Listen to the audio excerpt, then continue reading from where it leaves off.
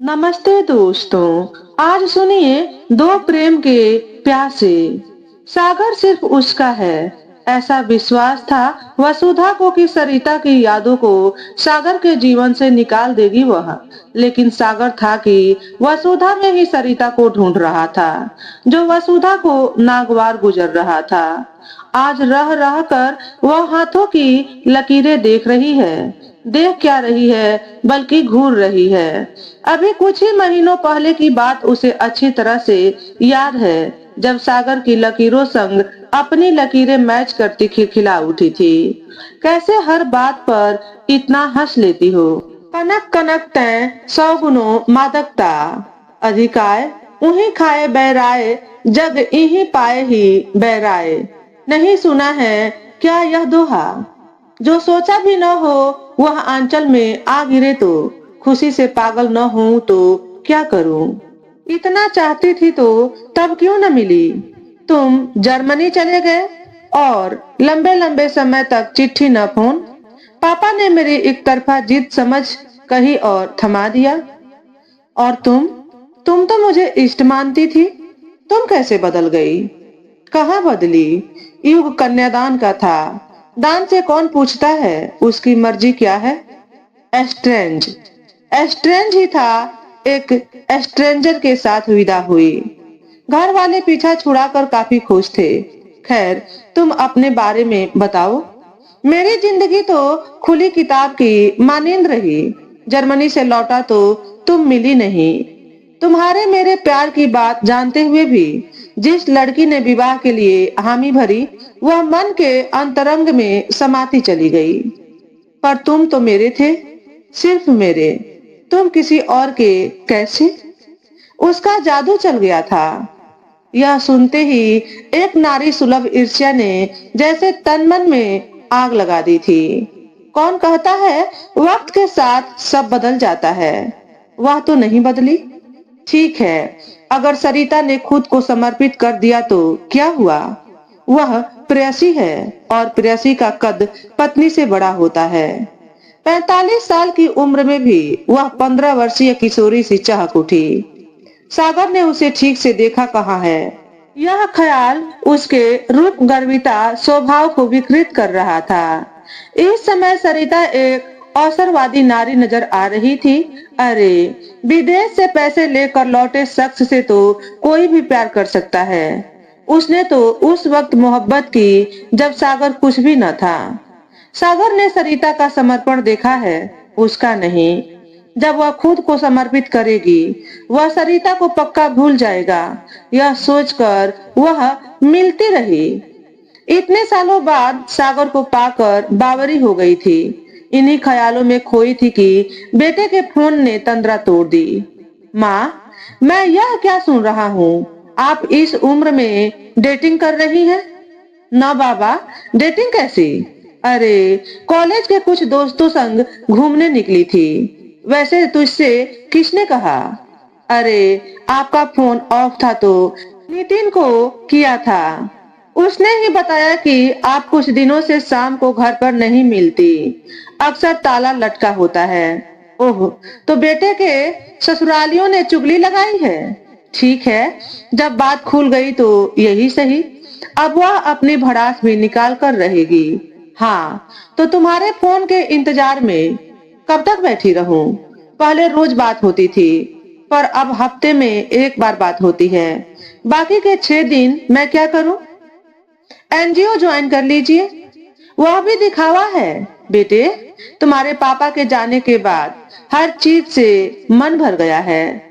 जिंदगी को दोस्तों संग गुजारना चाहती हूँ। आपको जैसा ठीक लगे। माँ, समवित ने कह तो दिया, पर उसकी बातों ने वसुधा के जीवन के तार हिला दिए।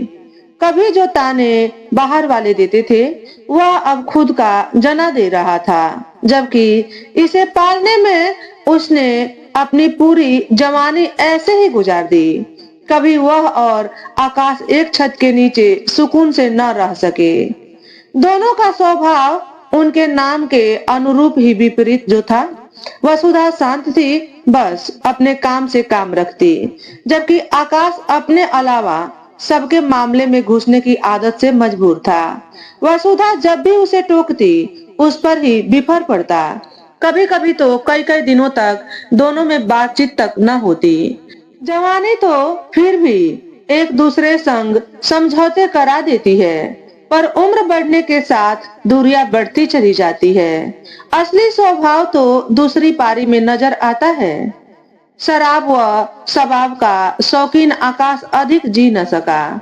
पहले एक किडनी खराब हुई, फिर दूसरी। एक बार अस्पताल का चक्कर लगा तो लगता ही चला गया। वसुधा यंत्रवत अस्पताल जाती आती, मगर वह नहीं कर पाती जो आकाश उससे उम्मीद करता। शायद दोनों एक दूसरे के लिए बने ही न थे। माता पिता के दबाव में आकर जिस विवाह को अंजाम दिया था, आखिरकार उसका अंत भी उतना ही बुरा हुआ। आकाश ने शुरू के 10 साल पत्नी को अपने अनुकूल ढालने में और बाद के 10 बरस पत्नी को न जीत पाने के गम को शराब में डुबो कर निकाले। नतीजतन शराब ने उसे लील लिया। समित को इंजीनियरिंग कॉलेज में दाखिला मिला तो उसने खुद को पढ़ाई में लगा दिया। पिता के जाने से उसके जीवन पर खास प्रभाव न पड़ा। उसने अपने होशो हवास में कभी माँ बाप को साथ खुश न देखा था। कुल मिलाकर वह असफल विवाह की पैदाइश था। तभी तो घर से एक बार गया तो वापस आया ही नहीं। अपने अभिभावकों से ऊब कर उसने कभी विवाह न करने का फैसला कर लिया था। मगर भला हो सारा का, जिसने उसका मन बदल दिया और वे परिणय सूत्र में बंध गए। अब पति पत्नी दोनों विदेश में जा बसे थे। साल 2 साल में एक बार आते तो वसुधा के हिस्से एक हफ्ता ही आता, फिर सारा अपने परिवार के साथ घूमने निकल जाती। ऐसे में वसुधा के लिए मन में भरते खालीपन को भरना जटिल होता जा रहा था। आखिरकार उसने नौकरी करने का फैसला किया। सवाल यह था कि रिटायरमेंट की उम्र में उसे कैसी नौकरी करनी चाहिए। साहित्य में उसका विशेष रुझान था, सो नजदीकी अखबार के दफ्तर चली गई। इन सालों में सब कुछ कितना बदल गया न। बुदबुदाती हुई खबर आजकल अखबार के चमकदार ऑफिस में घुसी। सामने से रेहान आता दिख गया। वसुधा, तुम? आप कौन? कमॉन, यह न कहना कि पहचाना नहीं। माफ कीजिए, मैंने आपको नहीं पहचाना। एक कॉफी साथ पी सकते हैं? श्योर।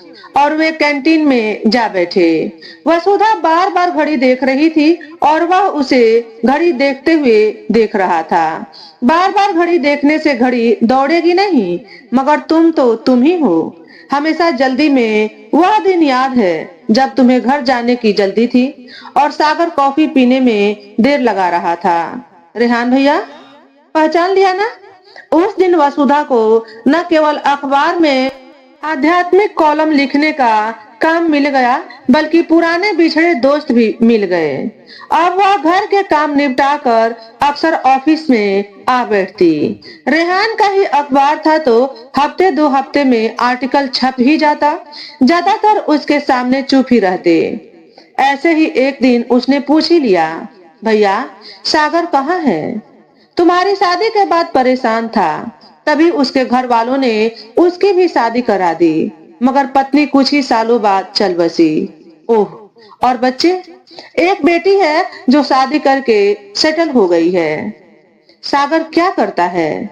जर्मनी से लौटा तो मैनेजमेंट कॉलेज में पढ़ाने लगा, मगर सरिता के बाद दुनियादारी से दूर अपने आप में गुमसुम रहता है। एक फार्म हाउस में ऑर्गेनिक खेती करता है। अच्छा, कहकर घर आ गई। सागर के दुख के आगे अपना दुख कुछ भी नहीं लग रहा था। एक एक कर उसे सारी बातें याद हो आई। कैसे दोनों एक दूसरे के प्यार में गिरफ्तार थे। कहीं और बदलने की सोच भी नहीं सकते थे कि एक दिन उसके पिता अपने बचपन के मित्र के बेटे से विवाह तय कर आए और उसकी एक नहीं सुनी गई। विवाह क्या था?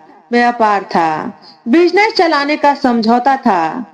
जबरन हुए विवाह में बेटी की उदासी देख उन्हें अंदर ही अंदर अफसोस होने लगा। अपने ही अपराध बोध में उसके माता पिता अधिक दिन न जी सके और वसुधा दुनिया में अकेली रह गई। मगर इतने सालों बाद सागर अकेला क्यों है? दोनों के जीवन का एकाकीपन बेवजह तो नहीं हो सकता। जरूर इसके पीछे प्रकृति का इशारा है। शायद उन्हें दोबारा जीने का अवसर मिला है। यह ख्याल आते ही शरीर में एक झुरझुरी सी दौड़ गई। एक कंपन सा महसूस हुआ और एक झटके से जैसे युवा अवस्था में लौट आई वह। उस रोज ही रेहान से सागर का फोन नंबर लिया और दोनों खूब बातें करने लगे, मानो जवानी जाते जाते रास्ता भूल कर लौट आई। कभी जो दिन रात साथ होने का सपना देखते थे वे अब शाम के साथी थे। आए दिन डेटिंग करने लगे। शायद उन्हें साथ देखकर ही नितिन ने चुगली की थी।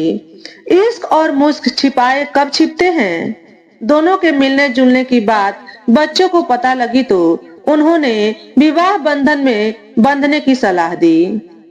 इस बात पर वसुधा कितनी खुश थी। कभी साथ सेल्फी लेती तो कभी हाथों की लकीरें निहारती। जीवन संध्या में ही सही उसे उसका प्यार वापस मिल रहा था। सागर भी खुश था। दोनों की खुशी अपने ढंग की अनोखी थी। बच्चों की रजामंदी से उन्होंने शादी कर ली। कितने लोग ऐसे हैं जिन्हें प्यार नसीब होता है और कितने कम लोग अपने बिछड़े यार से मिल पाते हैं। सागर से मिलते ही दिल धड़का था, मगर यह क्या, एक हफ्ते में ही वह वापस अपने घर क्यों आ गई। उसकी पड़ोसिन शैली जब उसके पास गई तो उसने उसे बताया, शादी की पहली सुबह जब साथ चाय पी रहे थे, पता है वसु, इस घर में 20 साल बाद चाय बनी है। अच्छा, तुम क्या पीते थे? सीधे ऑफिस निकल जाता था और कुछ बाहर खाकर कॉफी पी लेता। वह कभी खुश होकर अपने एल्बम दिखाता तो कभी पुरानी यादें साझा करता। हर शय में सरिता मौजूद थी। यह सब देख वह बहुत जल्द व्याकुल होने लगी। वह जहां अपने प्रेम को पाकर निहाल थी, वहीं उसका प्रेमी उसमें किसी और का अक्स ढूंढ रहा था। दो प्रेम के प्यासे अलग किस्म की आग में जल रहे थे। पहले पहल उसने दिल बढ़ाकर सागर की मनोदशा को समझने का प्रयास किया ताकि उसे दुख से बाहर निकाल सके। कभी उसके अनुरोध पर सरिता की साड़ियां पहनती तो कभी उसकी ही तरह के स्वांग चढ़ती। यह सब करती सागर के मन में उतर ही रही थी कि एक अलग घटना घट गई। एक स्वाभाविक मासूमियत के तहत सागर के बहु पास में समाई थी कि भावावेश में उसकी लटों से खेलता हुआ वह उसे सरिता कहकर पुकार उठा। एक सती के लिए प्रेम और क्षम्य में भेद करना कठिन तो नहीं। उस रात के बाद कई रातों तक सो न सकी। उसे एहसास हो गया कि जिस साये के पीछे वह सारी उम्र भागती रही, कभी सुकून के 2 पल भी जी न सकी। वह शख्स दरअसल उसका था ही नहीं। सागर तो कब का सरिता का हो चुका था। अब उसके साथ जीना अपने दुख को बढ़ाना है, तिल तिल कर मरना है। इससे तो अच्छा होता कि उससे मिली ही न होती। कम से कम प्यार पर यकीन बना रह जाता। शैली जो उम्र में उससे बड़ी थी, उसने उसके हाथ पकड़कर कहा, जो चीज खो जाती है याद आती है, तुम अपना बेस बनाओ। अगर वास्तव में तुम्हारा है, एक बार तुम्हारे दूर होने से उसके पौरुष को ललकारा है, इसलिए दोबारा जुड़ने में हिचकिचा रहा है। अपने रिश्तों को थोड़ा समय दो वसुधा। एक बार उसकी पूरी व्यथा कथा सुन लो। सरिता के साथ बिताए 10 वर्ष तुम्हारे सुदीर्घ प्रेम पर भारी नहीं पड़ेंगे। सरिता को वसुधा का सागर मिला और उसने वसुधा के साथ उसे स्वीकार किया। तुम दोनों एक दूसरे से जुड़े हो तभी साथ हो। याद रखो, प्रेम में वह ताकत है जो टूटे को जोड़ सकती है। तुम सागर को समेट लो, सरिता स्वयं सिमट जाएगी। जाओ अपने सागर के प्रेम में गोते लगाओ, इस अधूरे जीवन को मुकम्मल बनाओ। शैली की बातों ने जैसे काले डरावने मेघों को भगा दिया और वह पूरे उत्साह से जीवन की सांझ में आए साजन के आलिंगन को निकल पड़ी। तो दोस्तों, आज के वीडियो में बस इतना ही। अगर हमारे द्वारा बताई गई कहानी थोड़ी सी भी अच्छी लगी हो तो वीडियो को लाइक और शेयर करें। चैनल पर पहली बार आए हो तो चैनल को सब्सक्राइब करके बेल नोटिफिकेशन को ऑल पर सेट कर ले, ताकि आपको ऐसे ही अच्छे अच्छे वीडियो देखने को मिले। हमेशा खुश रहें, हमेशा स्वस्थ रहें। वीडियो देखने के लिए आपका बहुत बहुत धन्यवाद।